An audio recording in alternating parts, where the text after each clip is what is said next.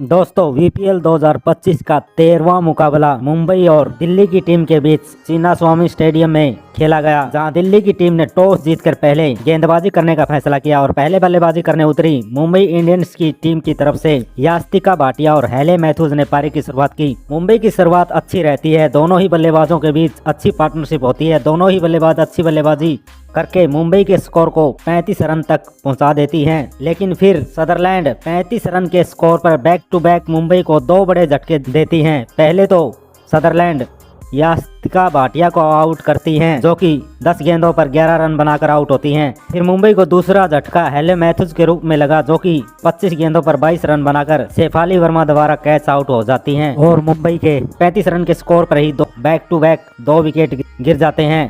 फिर हरमनप्रीत कौर आती हैं। फिर नेट स्वीपर ब्रेंट और हरमनप्रीत कौर के बीच शानदार पार्टनरशिप होती है। दोनों ही बल्लेबाज ताबड़तोड़ बल्लेबाजी करके मुंबई को 70 रनों के पार पहुंचाती हैं। लेकिन फिर उसके बाद हरमनप्रीत कौर जोनासन की गेंद पर 16 गेंदों पर 22 रन बनाकर एलपीडब्ल्यू आउट हो जाती हैं और 73 रन के स्कोर पर मुंबई को कप्तान के रूप में तीसरा बड़ा झटका लगता है। फिर अमेलिया केर आती हैं। फिर दूसरी छोर पर अच्छी बल्लेबाजी कर रही नेट स्वीपर ब्रेंट भी 22 गेंदों पर 18 रन बनाकर जोनासन की गेंद पर जोनासन द्वारा ही कैच आउट हो जाती हैं और 83 रन के स्कोर पर मुंबई को चौथा झटका लगता है।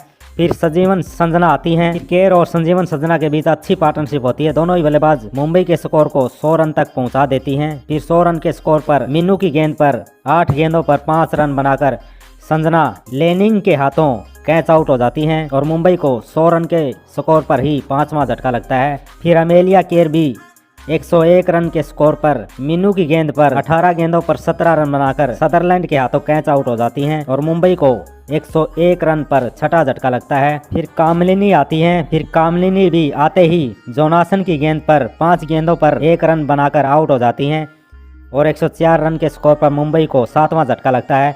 फिर संस्कृति आती हैं। फिर अमनजोत और संस्कृति के बीच छोटी सी पार्टनरशिप होती है। फिर संस्कृति भी 4 गेंदों पर 3 रन बनाकर मीनू की गेंद पर जेमिमा के हाथों कैच आउट हो जाती हैं और 115 रन पर मुंबई को 8वां झटका लगता है। फिर मुंबई की टीम पूरे 20 ओवर खेलने के बाद 9 विकेट के नुकसान पर 123 रन बना पाती है। फिर 124 रनों के लक्ष्य का पीछा करने उतरी दिल्ली कैपिटल की टीम की तरफ से मैग लेनिन और शेफाली वर्मा ने पारी की शुरुआत की। दिल्ली की शुरुआत बेहद ही शानदार रहती है। दोनों ही बल्लेबाज अच्छी लय में बल्लेबाजी कर रही थी।